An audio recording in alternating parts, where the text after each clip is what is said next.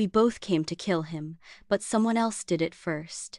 Your alibi is each other. How convenient.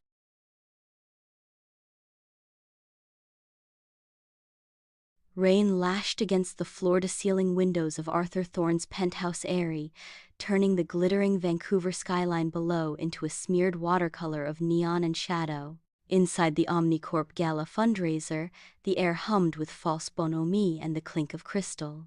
Wealth dripped from every perfectly tailored suit and diamond-studded gown, a stark contrast to the storm raging outside and the cold fury burning within Ashley Blake. Disguised in the stark black and white uniform of the catering staff, Ashley moved with efficient invisibility.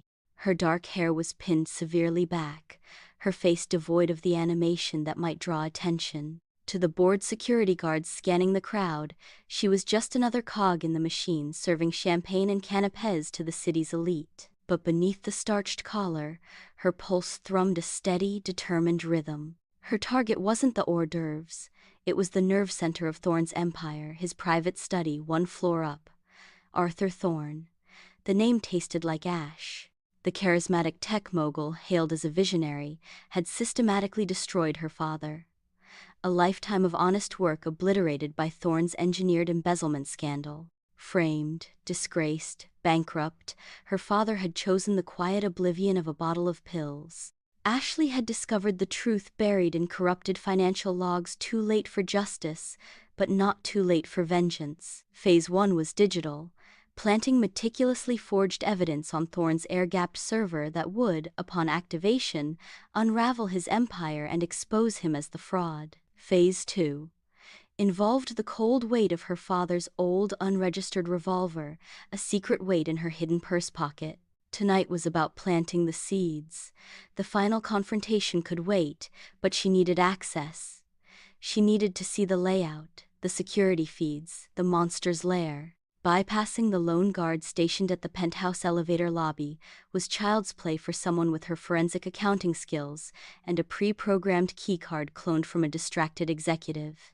The elevator ascended silently. The hallway beyond was dimly lit, hushed, a world away from the gala's roar. Thorne's study door loomed at the end. Ashley slipped inside, the scent of expensive leather, ozone from high-end electronics, and Thorne's cloying cologne hitting her nostrils. She worked quickly at his terminal, fingers flying over the keyboard, bypassing firewalls, implanting her digital poison. Done. She scanned the room. The imposing desk, the panoramic view of the storm-lashed city, the potential hiding spots. Satisfied, she turned to leave. Soon, she promised the ghost of her father. Soon he pays. Downstairs, amidst the gala's controlled chaos, Kai Donovan flashed a dazzling, practiced smile as he expertly mixed a martini. Shaken, not stirred, Mr. Harrington. Coming right up. His charm was a well-worn cloak, easy and disarming. Behind the bar, he was a fixture, the guy who knew your poison and your problems, a sympathetic ear or a source of discreet gossip. No one saw the roiling anger beneath the surface, the grief he'd buried so deep it had calcified into something cold and hard.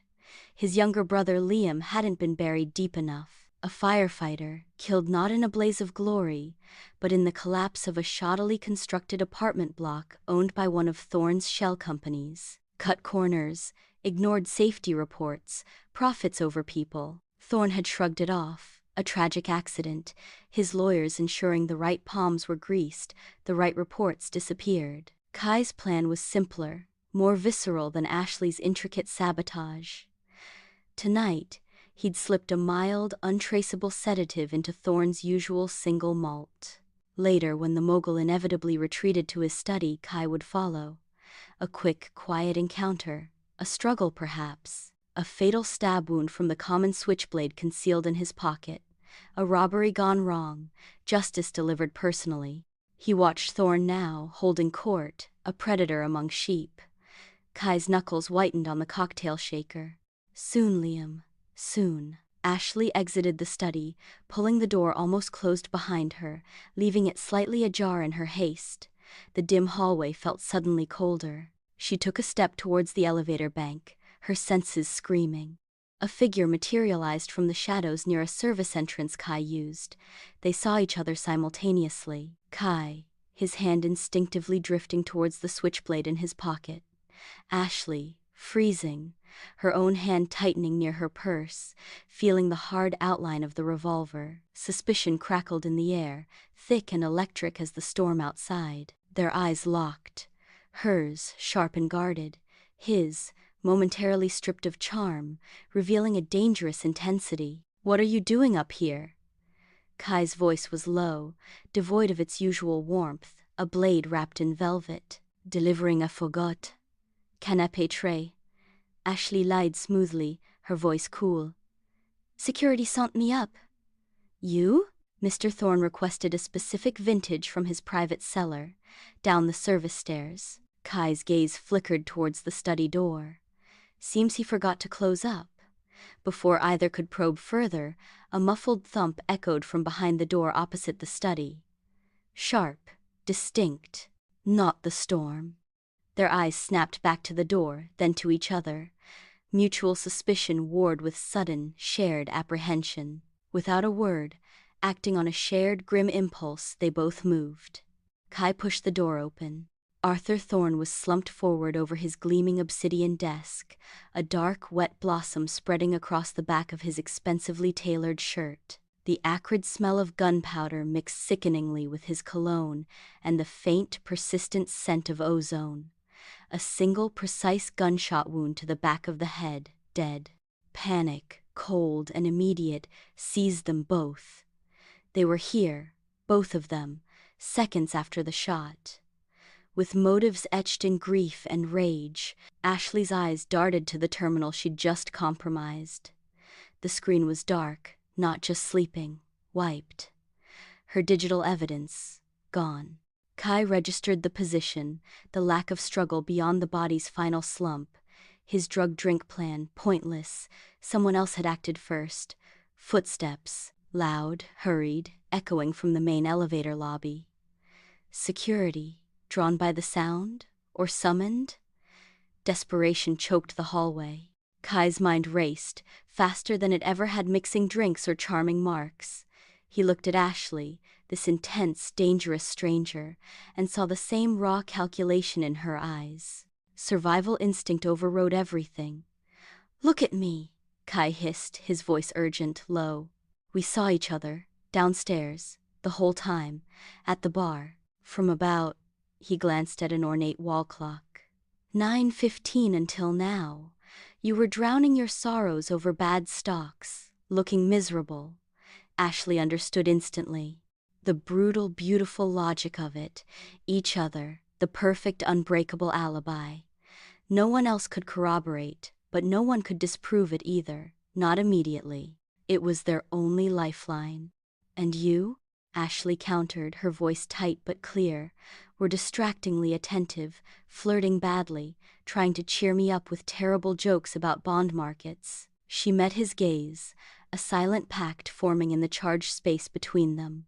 Location, bar, time, 9:15 onwards. Interaction, flirtatious bartender, morose investor. Deal, Kai breathed. The word hung heavy with unspoken peril. "Deal," Ashley echoed. No time for more. The footsteps were nearly at the hallway entrance. With a final, shared look of pure, adrenalized understanding, they moved. Kai melted back towards the service stairs. Ashley darted towards the opposite end of the hall, slipping into a recessed doorway leading to a guest powder room just as the first security guard, weapon drawn, burst into the hallway, shouting. They were gone, separated, but bound now by a lie thicker than blood, born in the shadow of a corpse neither had created. The alibi was forged. The dangerous dance had begun, its first steps taken in terrified silence and the lingering smell of gunpowder and rain. Below, the oblivious gala continued its glittering hum, unaware that the predator at its center was already dead, and two new, unlikely players had been thrust onto a stage bathed in suspicion. The storm outside mirrored the tempest brewing within them, a tempest of fear, deception, and the terrifying uncertainty of what came next. The sterile, overlit interrogation room felt like a cage. Ashley Blake sat perfectly still, hands folded neatly on the cold metal table, projecting an aura of weary resignation that masked the frantic calculations whirring beneath the surface. Opposite her, Detective Anya Rostova leaned back in her chair, radiating a deceptive calm. Rostova was sharp-featured, with eyes the color of tarnished silver that missed nothing. She'd introduced herself with minimal pleasantries, her gaze already dissecting Ashley's caterer disguise, now replaced by her own severe, dark suit. "Blake," Rostova began, her voice level but carrying an undercurrent of steel. "A terrible night. Arthur Thorne murdered in his own home. You were employed at the event. Tell me about your evening, in detail." Ashley recited the rehearsed lie, her voice flat, convincing in its exhaustion. "I arrived at 7:30, assisted with setup, primarily served champagne on the East Terrace until about 9. Then," she allowed a flicker of genuine distress, easy enough, given the circumstances, though its source was different. "Then I felt overwhelmed. The crowd, the noise. I went to the bar area around 9 to 15, sat at the end. The bartender, Kai, he was very kind, listened, poured strong drinks. I stayed there until the commotion started." She met Rostova's gaze, projecting vulnerability mixed with shock. "I heard shouting, people running. I didn't know." Rostova nodded slowly, jotting a note. "Overwhelmed. Understandable. And this bartender, Kai Donovan, he corroborates your presence, says you were there, quote, drowning your sorrows over bad stocks from roughly 9:15 onwards." Rostova's eyes lifted, pinning Ashley. "Bad stocks, that's specific. What company?" Ashley's internal alarms blared. "Stocks," Kai's quick-thinking detail. She scrambled, pulling a real volatile tech stock from memory. "Viridian Dynamics," she said, injecting a tremor into her voice. "I inherited a portfolio. Viridian took a significant hit this week." "Finance," Rostova murmured, making another note. "And what did you and Mr. Donovan discuss while he was being so attentive?" Ashley forced a weak, humorless smile. "He tried to cheer me up. Terrible jokes mostly. About bond yields of all things. Said I looked like I needed something stronger than champagne." She shrugged slightly. "He was persistent, almost annoyingly so, but it was a distraction." "Annoyingly persistent," Rostova echoed. "Interesting." She let the silence stretch, a classic interrogation tactic. Ashley focused on keeping her breathing even, her gaze slightly unfocused, as if still processing the horror. "You lost your father recently, didn't you, Miss Blake?" Sudden, tragic. The shift was jarring, deliberate. Ashley's blood ran cold. They dug, fast. "Yes," she whispered, the raw edge in her voice genuine this time. "A year ago. Suicide, the report says. Following some significant financial losses. Losses linked to Omnicorp Ventures, I understand." Rostova's tone was deceptively gentle. Ashley met her gaze, allowing the cold fury she felt for Thorne to surface, carefully directed at the injustice, not the murder. "My father was a good man. He was destroyed by lies and greed. Arthur Thorne profited from it." She didn't deny the motive, denying it would seem more suspicious. She acknowledged it, framing it as past, unresolved grief. "But I didn't kill him, Detective. I was at the bar, with Kai." Rostova held her gaze for a long moment, then nodded slowly. "Of course. Thank you for your time, Miss Blake. We may need to speak again." The dismissal was polite, but the unspoken hung heavy. "I don't believe you, not yet." Across the precinct, in an identical soul-sapping room, Kai Donovan was employing a different strategy. He leaned forward, elbows on the table, radiating cooperative concern. His charm was dialed down, replaced by a veneer of shaken sincerity. "Just awful, Detective," he said, running a hand through his hair. "Mr. Thorne, he was a regular. Demanding, sure, but he tipped well." He manufactured a slight shudder. "Finding out like that, Rostova observed him with the same unnerving stillness. You confirm Miss Blake was at your bar from approximately 9 to 15 until the disturbance? Absolutely, Kai nodded vigorously. Poor thing, looked utterly shattered, sat right there. He pointed vaguely towards the end of the imaginary bar. Said something about the market bleeding her dry. Viridian Dynamics, I think she mentioned. Tech stock. Took a nosedive. And what did you talk about? Rostova asked, her tone identical to the one used on Ashley. Kai offered a small, sympathetic smile. Tried to lighten the mood, you know. My job. She looked like she needed a laugh, or at least a strong drink. Told some dumb jokes. Talked about, well, anything but stocks. Art, mostly. There was that big Klimt exhibit at the gallery last month. She seemed to perk up a little talking about that. He projected earnest helpfulness. Just trying to be decent, you know. Art, Rostova repeated, her pen hovering over her notebook. The Klimt exhibit, and she was responsive to the art talk? Seemed to be, Kai shrugged amiably. Quieter after, but less brittle, maybe? He leaned in slightly, confiding. Between you and me, detective, I think she was nursing more than just stock losses. Something deeper, but she didn't say, and I didn't pry. Rostova's expression didn't flicker. Very conscientious of you, Mr. Donovan. Tell me about your brother. Liam, was it? Firefighter. Died in the collapse of that apartment complex on Elm Street. Owned by a subsidiary of Omnicorp, I believe? Kai's affable mask slipped for a microsecond, a flash of raw pain and anger surfacing before he wrestled it back down. He looked away, swallowing hard, the picture of grief barely contained. Liam, yeah, best kid brother anyone could ask for. That collapse. He shook his head, his voice thickening. It shouldn't have happened. Cut corners. People paid off. Yeah, Omnicorp links. Doesn't mean I'd...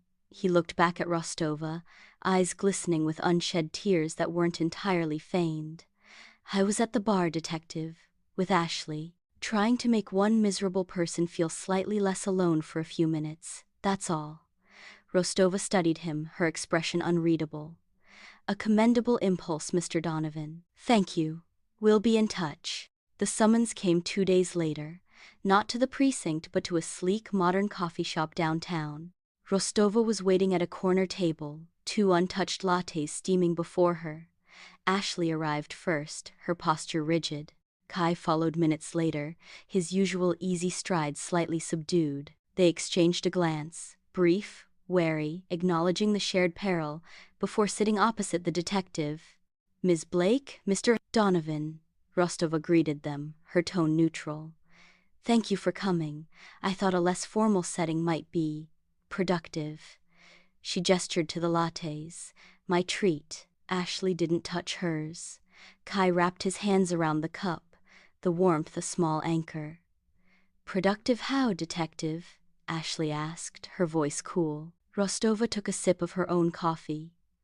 Your alibis hinge entirely on each other.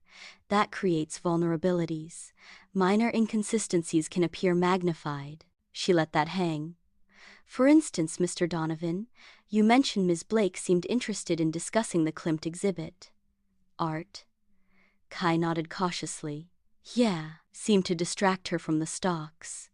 Rostova turned her tarnished silver gaze on Ashley.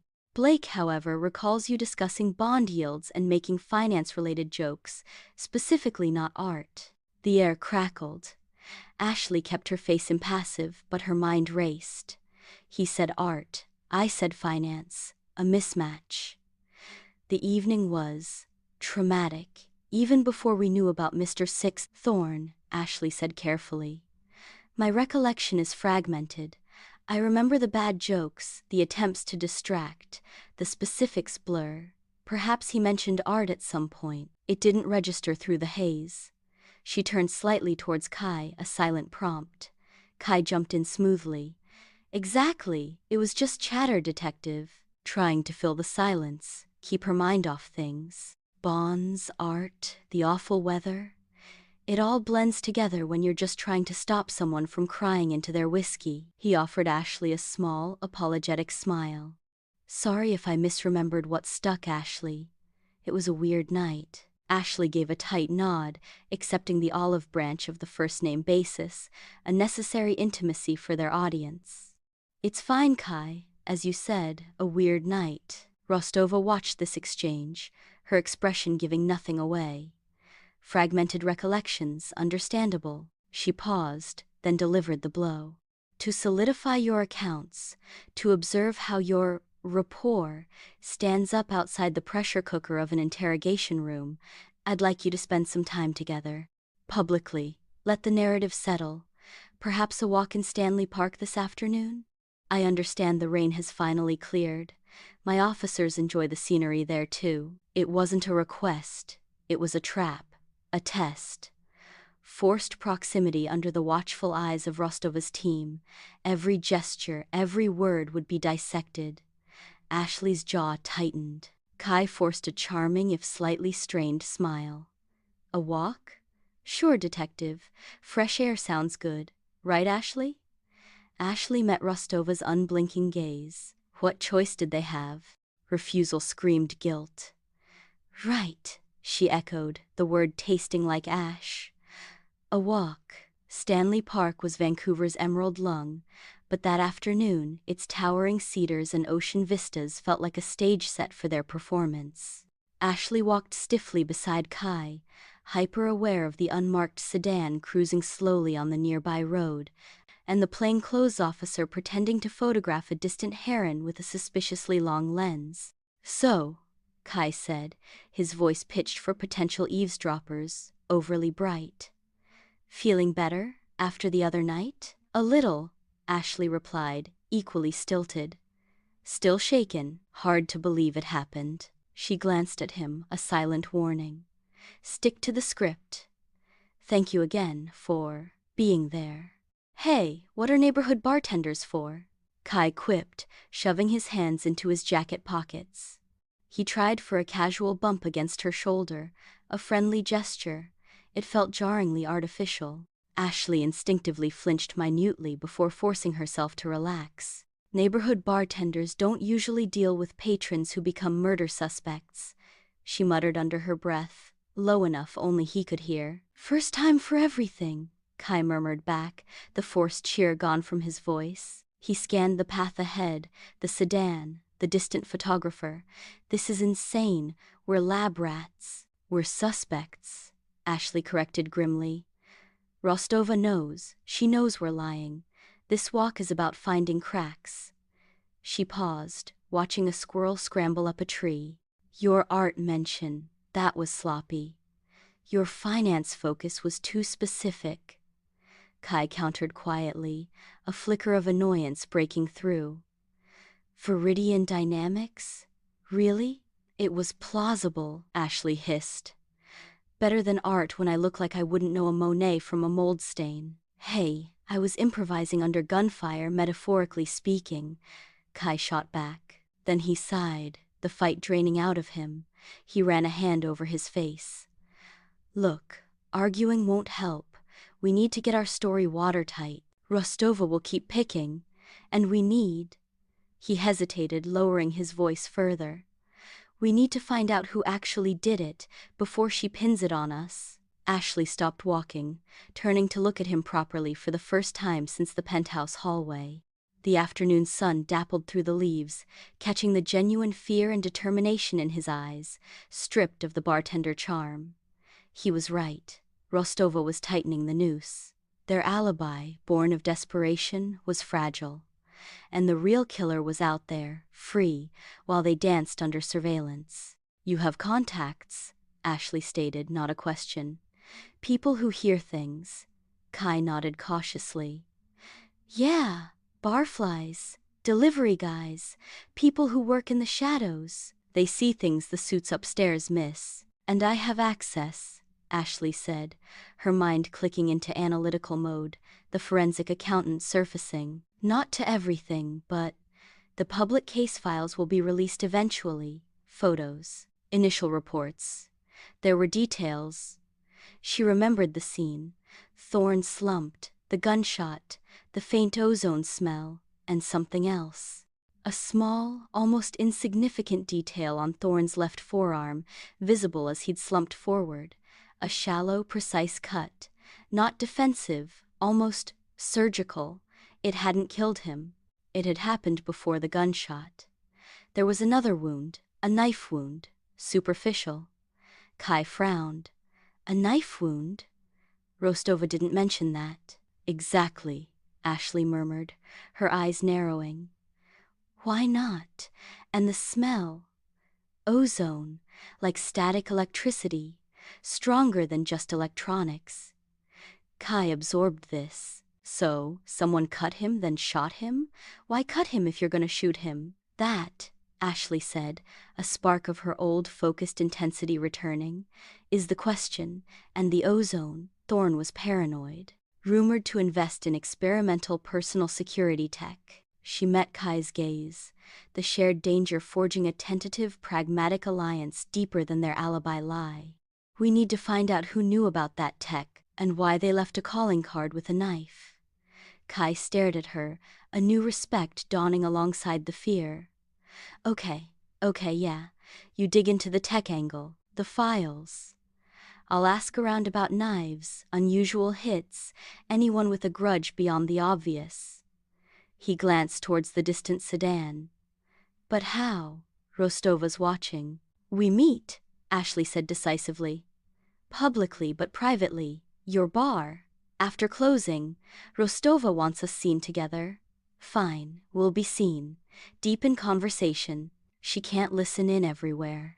Kai managed a grim smile. It wasn't charming, it was determined. The crow's nest. Midnight. Back doors usually unlocked for the night cleaners. I'll make sure it is. He offered his arm, a gesture for the watching eyes. Shall we continue our walk? The detective expects us to bond. Ashley hesitated, then looped her arm through his. The contact was stiff, performative, yet beneath the fabric of their coats, the shared pulse of adrenaline and desperation created a strange, unwanted current. It wasn't intimacy. Not yet. It was the electric hum of two trapped animals, forced into proximity, realizing their only escape might lie in trusting the very stranger who could also be their downfall. They walked on, arm in arm under the watchful trees, playing their parts, while beneath the surface a new, dangerous pact formed. Find the real killer, or hang for the crime together. The alibi was their shield, but the hunt was their only hope. The tightening noose demanded it. Midnight at the crow's nest felt like the hollow core of the city. The usual warmth and low hum of conversation were gone, replaced by the sterile gleam of cleaned glass and the low thrum of the refrigeration unit. Kai flicked off the main lights, leaving only the dim glow above the bar and a single pendant light over a corner booth. He unlocked the back door, the alley's damp chill invading briefly before he secured it again, leaving it unlatched as promised. Ashley slipped in moments later, a shadow detaching from the deeper shadows of the alley. She carried a slim, encrypted tablet and a folder of grainy printouts. Her face in the low light was all sharp angles and focused intensity. No tales? Kai asked, pouring 2 glasses of water. The offer of anything stronger felt inappropriate for the task ahead. None I could detect, Ashley replied, sliding into the booth. Rostova might have someone watching the front, but this alley's a blind spot. For now. She spread the printouts on the scarred wood. Crime scene photos, downloaded from a police database she shouldn't have accessed. The image of Thorne slumped at his desk was stark, brutal. Kai sat opposite, the forced charm of their park walk entirely absent. He looked weary, haunted. What have you got? Ashley tapped a photo focused on Thorne's left forearm. Look, here, before the gunshot. The image showed a shallow, precise laceration, about 2 inches long, just below the elbow. Clean edges. Not ragged like a defensive wound. It bled minimally. Occurred shortly before death, the coroner estimates. Non-fatal. Why? Kai leaned closer, frowning. A message? Torture? Or a test? Ashley murmured. She pulled up another image on her tablet, zooming in on Thorne's expensive cufflink. See this slight discoloration? Micro scorch marks? And the ozone smell Rostova dismissed as cleaning products? She pulled up schematics, heavily redacted but recognizable as advanced energy dispersion fields. Thorne invested heavily in experimental personal security. Rumor was he had a prototype shield emitter, wearable, activated by biometrics or a panic button. It would explain the ozone, the shield discharging or failing. Understanding dawned on Kai's face. The knife wound, it wasn't to kill him, it was to test the shield, to see if it was active. Exactly, Ashley confirmed, her eyes gleaming with cold deduction. The killer knew about the shield, knew it might be active. They pricked him first. The shield wasn't on. Then they executed him. Efficient, professional, someone with intimate knowledge of Thorne's personal security protocols. She paused. Someone like Marcus Croft. Croft? Kai recoiled slightly. Thorne's head of security? The guy who looks like he chews nails for breakfast? He worshipped Thorne. Or appeared to, Ashley countered. Who better placed? Access to all systems, including security feeds. Knowledge of Thorne's panic routines, his tech, motive. That's harder. Thorne paid him obscenely well. Maybe Croft wanted more, Kai mused, his mind turning over underworld gossip. Or maybe Thorne found out Croft was skimming, selling secrets. Something that wouldn't just get him fired, but disappeared by Thorne's less-than-legal associates. He pulled out his own phone, showing Ashley a series of encrypted messages. My guy on the docks, whispers about a high-level leak at Omnicorp. Military-grade tech specs hitting the black market. Small-time players are nervous, the buyers are. Scary. Ashley absorbed this. Croft, it fits. He could wipe the security feed showing the real killer entering, which I did find a fragment of. She brought up a blurry, time-stamped image on her tablet. 9:07 p.m. A figure, hooded, face obscured, keying into the penthouse private elevator, an elevator requiring Croft-level clearance. This is after Thorne returned to his study, but before we arrived. Someone else was there. Kai stared at the grainy image, a chill running down his spine. The thump we heard, that could have been the gunshot, or the body falling after. He met Ashley's gaze. Croft, he sets it up, makes it look like one of Thorne's countless enemies did it, maybe even frames one, and we're the perfect patsies, already there, with motives. A heavy silence fell, filled only by the hum of the fridge. The implications were staggering. They weren't just fighting to maintain a lie, they were hunting a viper who had already outmaneuvered them once. We need proof, Ashley stated. Hard proof linking Croft to the leak, to the murder. Rostova won't move on whispers and a blurry image. And we need to watch our backs, Kai added grimly. If Croft's suspects were digging.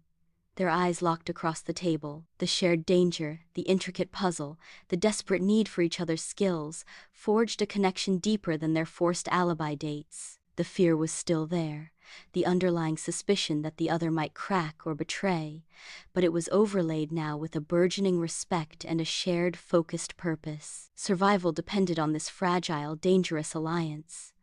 Your turn, Ashley said, nodding at his phone. What about the knife? Any whispers on that front? Kai scrolled through messages. A few possibilities. There's a freelance problem solver known for clean, precise work. Uses a custom ceramic blade. Leaves almost no trace. Cuts deep but narrow, like that wound. Call sign Scalpel. Works exclusively for high-paying, discreet clients. Could Croft afford him? Ashley asked. Easily, Kai confirmed. But Scalpel is a ghost. Finding him, near impossible. Then we find the buyer, Ashley said, her mind racing. The leak. Your doc contact mentioned nervous small-timers? Find the middleman, someone brokering the deal between Croft and the buyers. They might know about Scalpel, or have proof of Croft's treachery. She pulled up complex financial logs on her tablet. I can try tracing unusual payments, shell companies Croft might use. It's a maze, but divide and conquer, Kai agreed. You follow the digital money. I'll lean on the street contacts, find the broker. We meet back here tomorrow night. Same time. He paused, then added, "Be careful, Ashley. Croft. He won't hesitate." "You too, Kai," she replied, the use of his name feeling less like part of the act. "Watch your corners." The next 24 hours were a tense ballet of subterfuge and high-stakes investigation. Ashley, back in her sleek apartment under the guise of grieving and remote work, delved into the labyrinthine world of offshore accounts and encrypted transfers. She bypassed firewalls, reconstructed fragmented logs, following digital breadcrumbs that hinted at large sums moving through obscure channels linked to security consulting firms that smelled like fronts. The sheer scale of the leak Kai described was terrifying. Military AI protocols, next-gen surveillance tech. Thorne hadn't just been corrupt, he'd been playing with fire, and Croft was siphoning the flames. Kai moved through the grittier underbelly. The Crow's Nest became a daytime intelligence hub. He chatted up delivery drivers, shared cigarettes with night cleaners from Omnicorp Tower, bought rounds for known information brokers, always listening, probing gently. The name Silas Reed surfaced, a mid-level Omnicorp logistics VP. Not high enough for the big secrets, but perfectly placed to move physical components, arrange discrete shipments. Known to have expensive tastes that outstripped his salary, recently jumpy, meeting someone down at Pier 42, a disused section of the waterfront, late tonight. Kai relayed the intel to Ashley via a burner phone. "Reed, Pier 42, 11 p.m. Likely meeting the broker or a buyer. High chance of proof changing hands." Ashley's voice was tense over the line. "I've found traces, payments from a shell company linked to Croft funneling through an account Reed's mistress uses. It's thin, but it's a link. Can you get to Pier 42?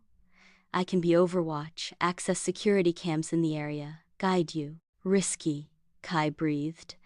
"If it's the buyers, they won't be friendly, and if Croft suspects..." "We need that proof, Kai," Ashley insisted, the forensic accountant overruling caution. "Before Rostova charges us for Reed's murder, I can see you, I can warn you." The weight of the alibi, the tightening noose Rostova represented, pressed down. They needed a win. "Okay," Kai agreed, the word heavy. "Pier 42, 11 p.m. Keep me patched in." Pier 42 was a skeletal relic jutting into the fog-shrouded harbor. Rusting metal groaned in the damp air. Kai moved like a wraith through the shadows of stacked shipping containers, his heart pounding against his ribs. Ashley's voice was a calm, guiding presence in his concealed earpiece. "Thermal signature ahead, Kai. 2 figures. Near the end of the pier. One matches Reed's build, the other, bulkier. Armed, hip holster." Kai edged closer, using a derelict crane for cover. He could see them now, silhouetted against the dim glow of the city across the water. Silas Reed, looking small and terrified, handing over a slim, hardened case to the larger man. "That's the broker or muscle," Ashley confirmed. "The case is likely the proof. Data drives, manifests. Get closer if you can. Record." Kai activated a tiny camera pen clipped inside his jacket, angling his body. He needed audio. He crept forward, boots silent on the wet concrete. Reed's voice, strained and fearful, carried on the still air. "Last time, Victor. Tell Croft this is it. The heat's too much. Rostova's sniffing around everything. After Thorne." The larger man, Victor, grunted, checking the case. "Croft says you stay the course. Keep moving the packages, or..." The threat hung, unspoken but clear. "Got it," Ashley hissed in Kai's ear. "Croft's name, direct link. Get out of there, Kai." Slowly. But Reed panicked. He saw Kai's slight movement in the shadows. "Who's there?" he shrieked, fumbling inside his coat. Victor reacted instantly, shoving Reed aside and drawing his weapon, a heavy semi-automatic, pointing it towards Kai's position. "Freeze! Police!" The shout wasn't Victor's. Powerful flashlights speared through the fog, illuminating the scene with blinding intensity. Detective Rostova and half a dozen tactical officers emerged from behind containers, weapons trained. Victor, cornered and desperate, swung his gun towards the nearest officer. A staccato burst of gunfire shattered the night. Victor went down hard. Reed, screaming, pulled a small snub-nosed revolver from his coat, wild-eyed, swinging it wildly between the cops and the shadows where Kai was pinned. "Drop it, Reed," Rostova commanded, her voice cutting through the chaos. Reed didn't drop it. His eyes, wide with primal terror, locked onto Kai, half seen in the gloom. You set me up!" he screamed, raising the gun. Multiple shots rang out. Reed jerked violently, collapsing to the wet concrete. The case clattered beside him. Silence crashed down, broken only by the lapping water and the harsh breathing of the officers securing the scene. Rostova strode forward, her face like stone, kicking the gun away from Reed's limp hand. She knelt briefly, checking his pulse. Nothing. Her gaze lifted, sweeping the scene, finally landing squarely on Kai, frozen behind the crane, illuminated by the police lights. She stood, her tarnished silver eyes colder than the harbor fog.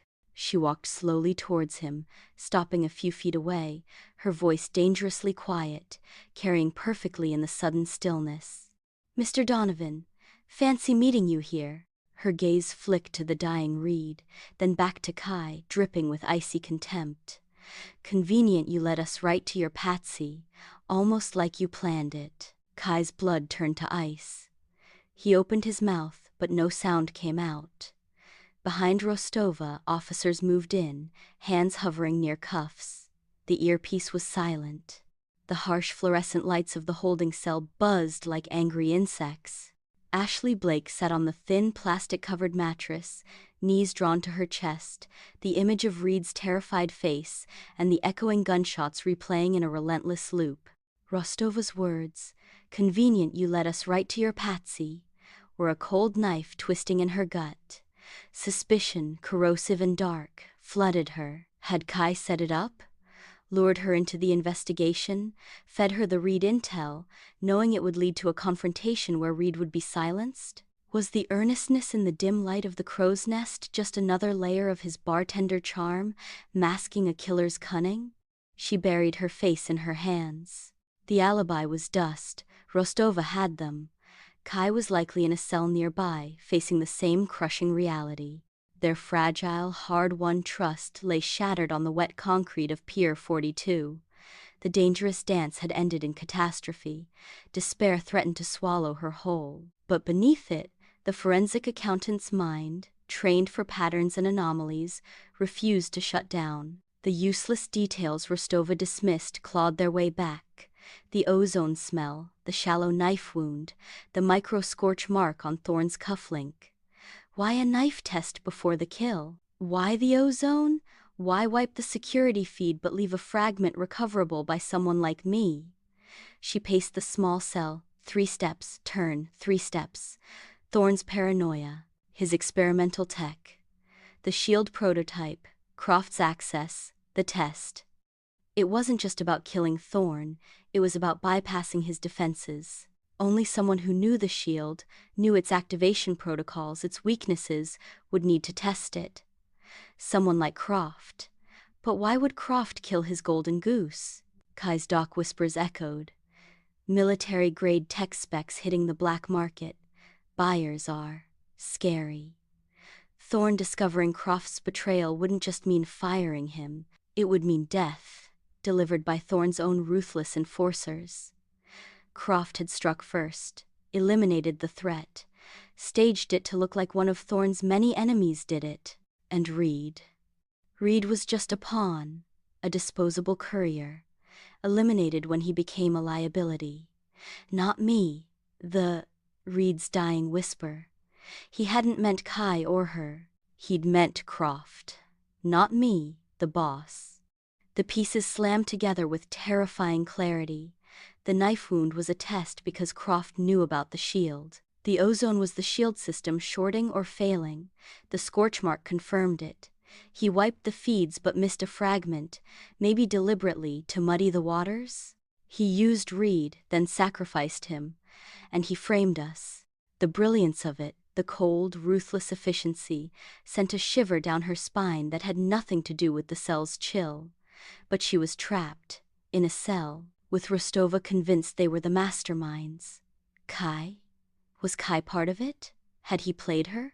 Or was he just another victim in Croft's game? The doubt was a poison, but the logic pointed relentlessly to Croft. She needed proof, digital, undeniable proof, and she needed Kai. As if summoned by her desperate thought, a faint scraping sound came from the corridor outside her cell door. Not a guard's heavy tread, something lighter.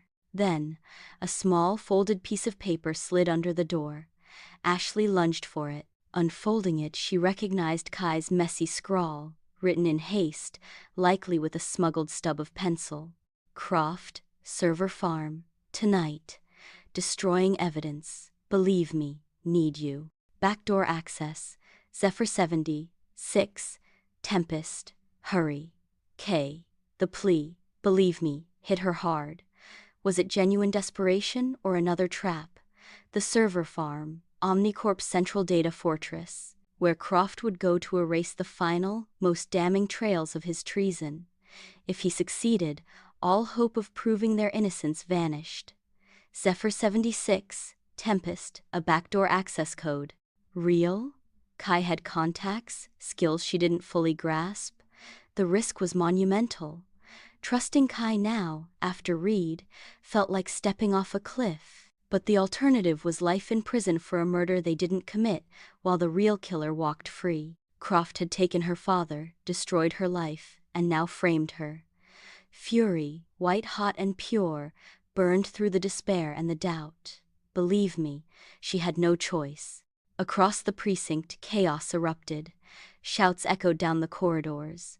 Alarms blared, not the piercing wail of a jailbreak, but the urgent clang of a fire alarm. Smoke, harmless theatrical smoke pellets, courtesy of a contact Kai had called in a desperate favor, began to seep under doors. In the holding cell corridor, guards scrambled, radios crackling with confusion. Possible fire in the evidence locker. All units respond. During the frantic transfer of prisoners to a secure courtyard, a carefully orchestrated moment of distraction occurred. A staged scuffle between two other detainees near Kai. In the ensuing shove and shout, Kai stumbled, seemingly knocked into the wall near a momentarily unguarded service exit. The door, propped open slightly by a maintenance cart earlier that day, beckoned. A guard lunged, but Kai was already moving, a shadow slipping into the maze of back hallways he'd mentally mapped during his processing. He didn't look back. He ran, the echo of Rostova's icy contempt and Reed's dying scream fueling every step. He had one shot. Find Croft, stop him. Hope Ashley got the message, hope she believed. Ashley heard the alarms, the shouts. This was it. Kai's distraction. Heart hammering against her ribs, she pulled out the slim custom multi-tool concealed in her hair clasp, a final gift from her paranoid prepared father. It contained a micro lockpick. Seconds felt like hours as she worked the crude lock on her cell door. Click. She eased it open, peering into the smoky, chaotic corridor. Guards were running towards the main commotion. She moved like a ghost in the opposite direction, towards the staff locker room. Moments later, disguised in a too large janitorial jacket and cap pulled low, pushing a cleaning cart she'd grabbed, she walked purposefully out of a side entrance into the rain-lashed night. She hailed the first cab. Omnicorp North Server Farm, fast. As the cab sped through the wet streets, she pulled out a burner phone Kai had left hidden near the precinct's delivery bay weeks ago, part of a paranoid contingency plan she'd scoffed at then. She dialed Kai's number. It rang once, twice. Ashley? Kai's voice was breathless, taut with adrenaline. He was running too. Server Farm.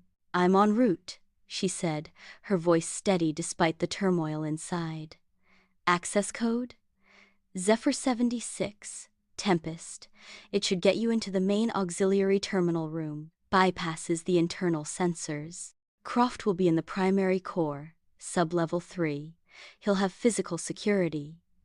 Understood. Get there alive, Kai. She hung up. No time for doubt.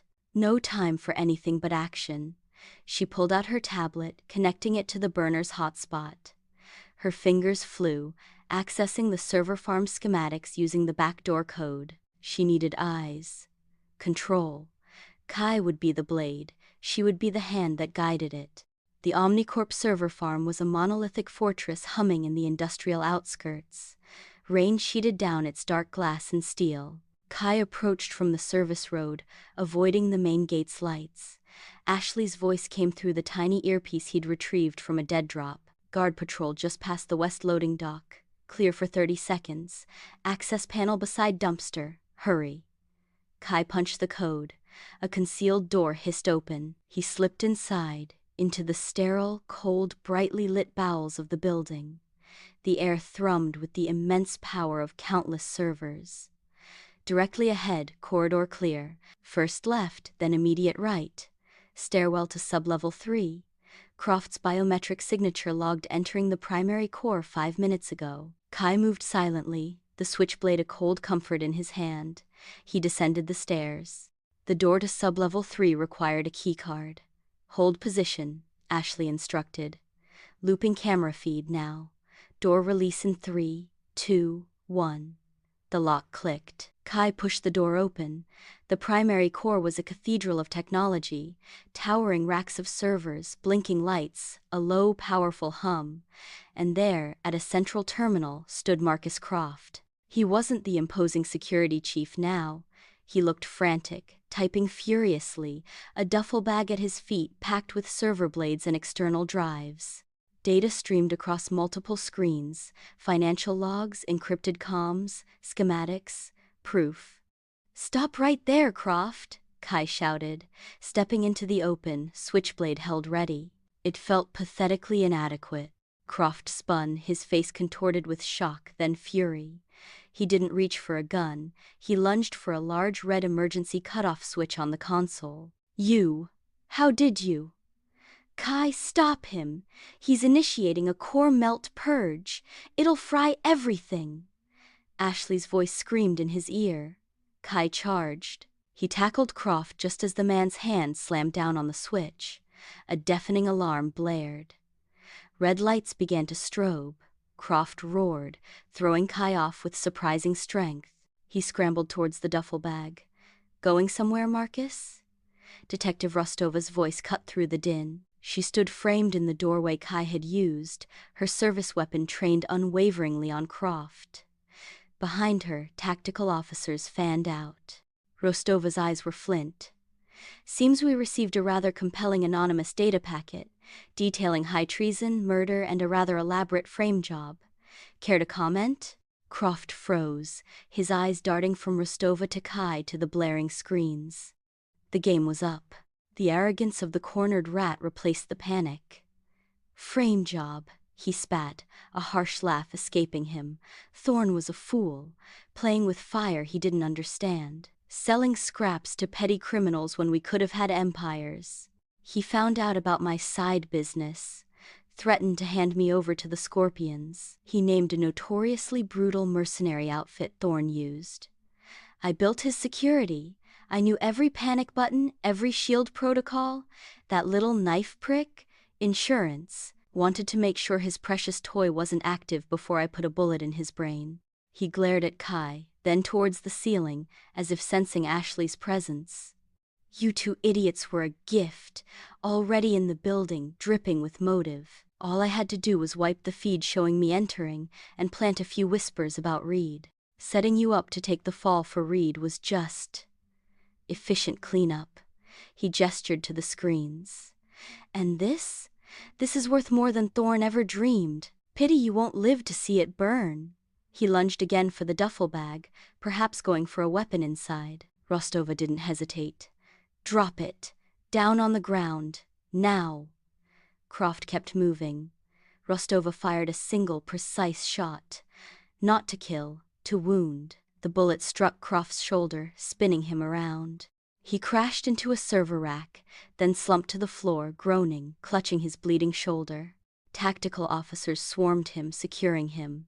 Rostova lowered her weapon, her gaze sweeping the scene, the captured traitor, the blaring alarms signifying the aborted purge, the damning data still flashing on the screens, and Kai, breathing heavily, the switchblade loose in his hand. Her eyes, for the first time, held something other than suspicion, A grudging acknowledgement. She keyed her radio. Suspect in custody, purge aborted, secure all data, and find Ashley Blake. Bring her in, gently. We have discussions to have. The rain had softened to a drizzle by the time Ashley and Kai stood outside the courthouse steps weeks later. The charges had been formally dropped. Croft, facing mountains of digital evidence meticulously reconstructed by Ashley and corroborated by his own confession caught on the server farm security feeds, which Rostova had conveniently accessed after the arrest, would spend his life behind bars. Justice of a sort was served. Detective Rostova approached them, her expression unreadable. She stopped a few feet away, her gaze lingering on each of them. "The case is closed," she stated, her voice devoid of triumph. Croft sang like a canary once he realized the Scorpions weren't coming for him, thanks to certain anonymous disclosures. Her eyes narrowed slightly. "Don't mistake this for absolution. You walked a very dark line. That alibi." She shook her head, a flicker of professional disgust in her eyes. "It stank from day one. Manipulating an investigation, obstructing justice.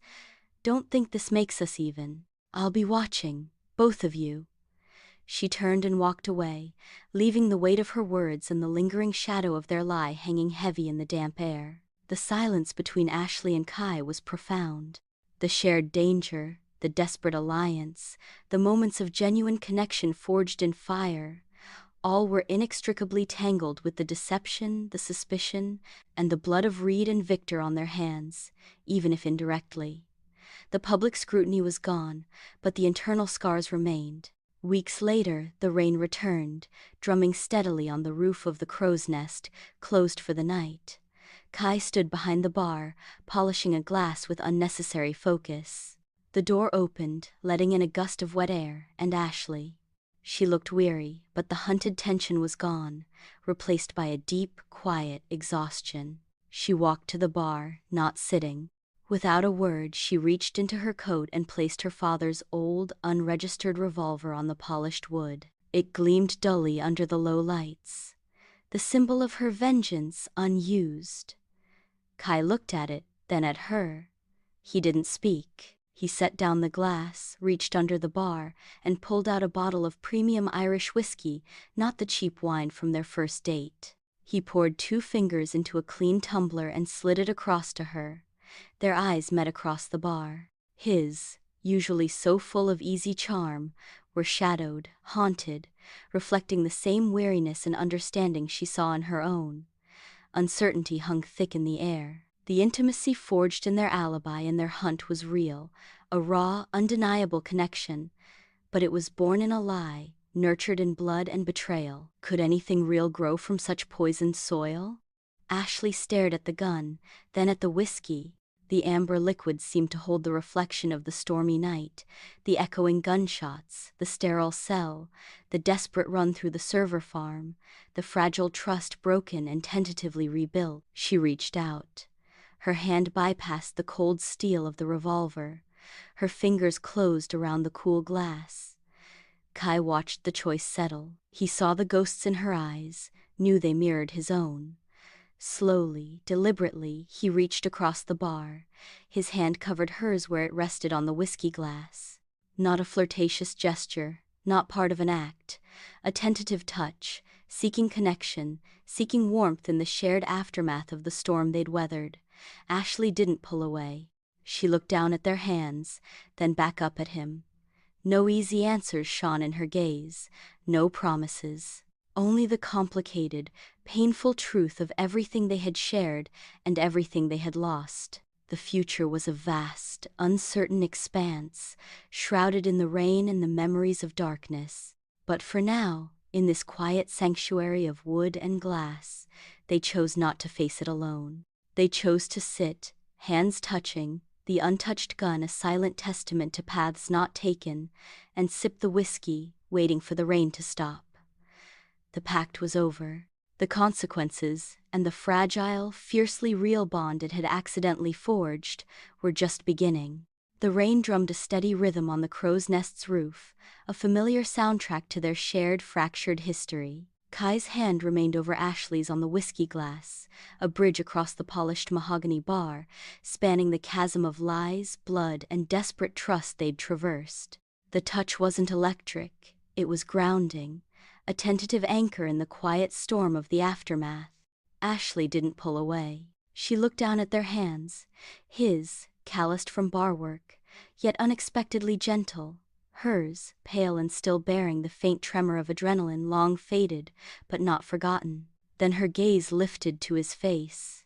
The easy charm was stripped bare, replaced by a raw vulnerability she'd only glimpsed in their darkest moments. Shadows lingered under his eyes, echoes of holding cells and the cold terror of being framed. She saw the reflection of her own exhaustion, her own ghosts, her father's revolver lying inert beside them, a stark reminder of the vengeance she'd planned but never enacted, now overshadowed by the messy, violent justice that had unfolded instead. He didn't speak. Neither did she. Words felt too heavy, too easily misinterpreted in the fragile space between them. The silence wasn't empty, it was thick with everything unsaid. The lingering suspicion from Reed's death, the shared terror of Rostova's cells, the desperate intimacy forged in the server farm's humming core, and the profound, unsettling knowledge that their connection was born from a lie that could have destroyed them. Kai slowly withdrew his hand, the warmth lingering on Ashley's skin. He picked up the whiskey bottle and refilled her glass, then poured one for himself. The clink of glass on wood was loud in the quiet bar. "Rostova stopped by earlier," he finally said, his voice rough, unused. He took a slow sip of whiskey, the burn seeming to steady him. Officially, it was a courtesy call. Unofficially, a reminder that the leash is short. Ashley mirrored his sip, the smoky warmth spreading through her chest. "She finds any crumbs yet?" "Not yet, but she's looking hard." Kai leaned his elbows on the bar, staring into his glass. "My contacts are drying up. People are nervous. Being associated with me right now is bad for business or health." "My access is gone," Ashley stated flatly. "Omnicorp security is locked down tighter than Fort Knox Post. Croft. Any legitimate firm that checks my name sees the arrest record, even if charges were dropped. Person of interest has a long shadow." She traced the rim of her glass. "Forensic accounting requires trust. I have none left." The reality of their situation settled over them like the rain outside, cold, persistent, isolating. They were free, technically, but they were also pariahs, tainted by association and their own necessary deceptions.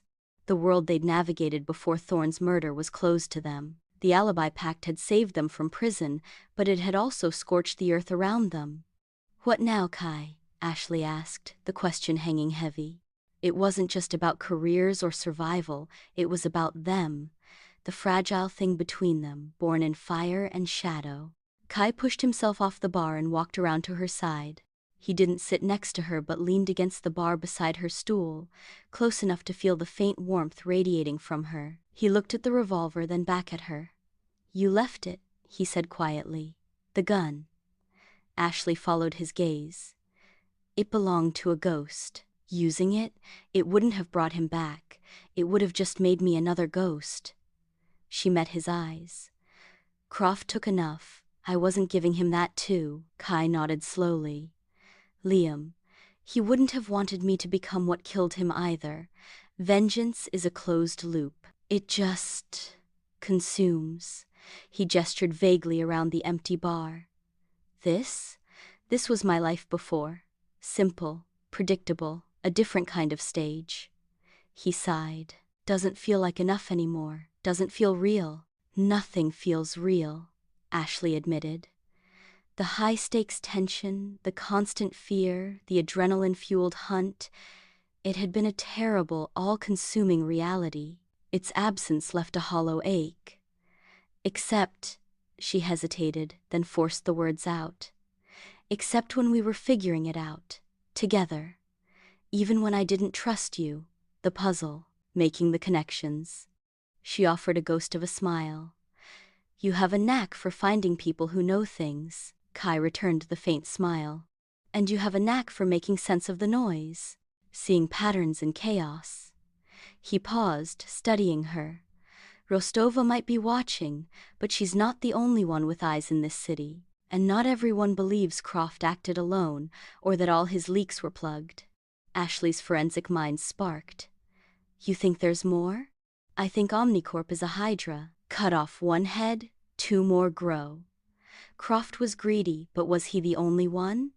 Thorne's empire was built on secrets. Someone inherits them. Kai's eyes held a familiar intensity, stripped of vengeance but sharp with purpose. Not to play vigilante, not to get revenge, but to understand, to maybe prevent the next building collapse, the next life ruined by hidden greed. Ashley considered him. This wasn't the charming bartender or the desperate fugitive. This was someone new, forged in their shared crucible, someone who saw the shadows but wasn't consumed by them. Someone offering not just partnership, but a path forward that used their unique, hard-won skills for something beyond destruction. Understanding, she echoed, finding the patterns in the noise before they hurt people. It resonated deeply. Her father's downfall had been hidden in corrupted logs. Thorne's corruption had thrived in secrecy.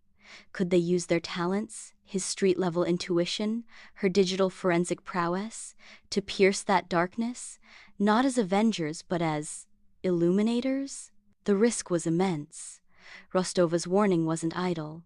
Crossing paths with Omnicorp's inheritors could be fatal. It's dangerous, she stated. Everything worth doing is, Kai replied, holding her gaze.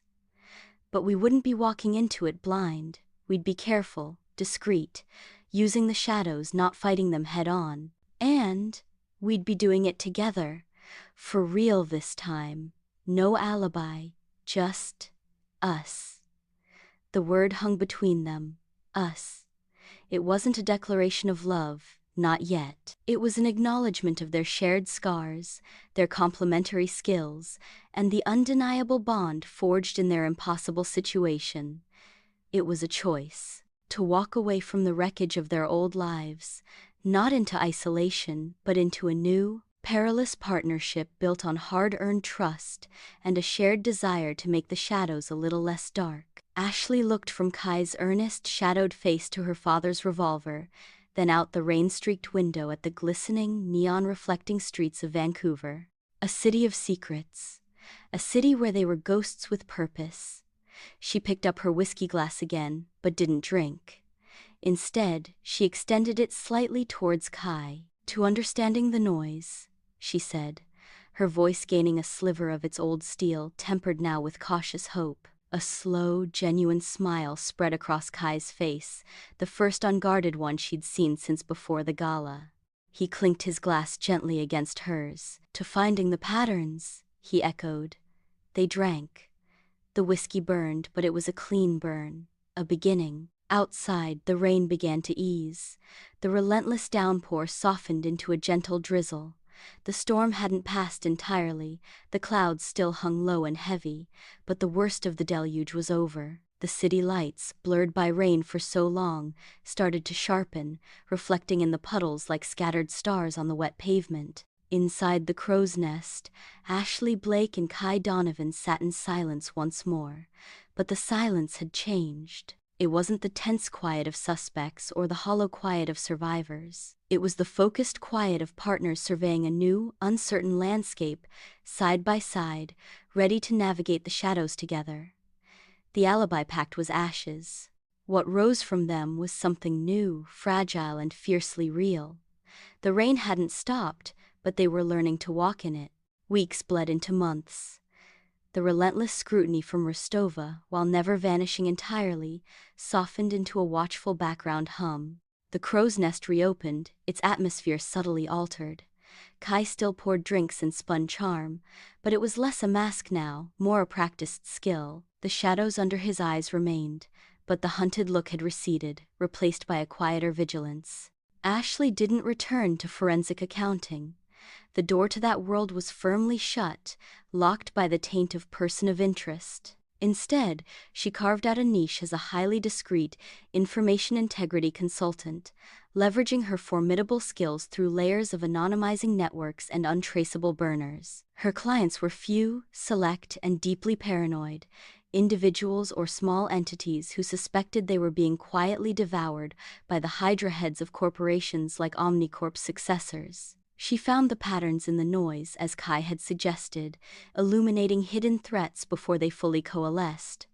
Their partnership was a carefully constructed ecosystem of shadows. They rarely met at the crow's nest during open hours.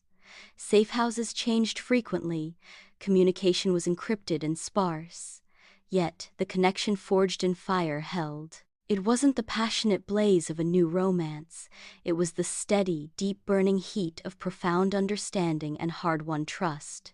One damp Tuesday evening, Kai closed the bar early, citing a phantom plumbing issue. Ashley arrived via the alley, the scent of rain clinging to her coat. They sat at their usual corner booth, bathed in the dim pendant light, laptops open, encrypted lines buzzing. They were tracing suspicious financial flows circling a new green energy startup, flows that bore the distinct algorithmic fingerprints of a known Omnicorp shell company, resurrected under new management. "Here," Ashley murmured, highlighting a complex transaction chain on her screen. "The money vanishes into this Vulcan Holdings in the Caymans, then reappears as venture capital funding a competitor's sabotage operation. Classic destabilization play." Kai scanned the data, cross-referencing it with coded notes from a contact embedded in the waste management sector, a contact who reported unusual pressure on the startup's disposal contracts. "Matches," he confirmed, his voice low. "My guy says the pressure started the same week these transfers initiated. They're trying to choke them out before they get off the ground." He leaned back, rubbing his eyes. "Clean, efficient, ruthless. Like old times," Ashley said, a ghost of a wry smile touching her lips. But the edge was different. There was no personal vengeance here, only the cold calculus of preventing harm. She compiled the evidence packet, ready for anonymous delivery to the startup's founder and relevant, uncorrupted regulators. Kai watched her work, the focused intensity that had first captivated him in the midst of terror. "You ever miss the simplicity?" he asked suddenly. "Before, just numbers on a screen, clear right and wrong?" Ashley paused, her fingers hovering over the keyboard. She looked out the rain-streaked window at the distorted reflection of city lights. "The numbers were never simple, Kai," she said softly. "The wrong was always hidden beneath layers of plausible deniability and expensive lawyers. Like Thorne, like Croft." She met his gaze. "This, finding the rot before it spreads, giving someone else a fighting chance, it feels less simple, but more real, more necessary." He nodded slowly. He understood.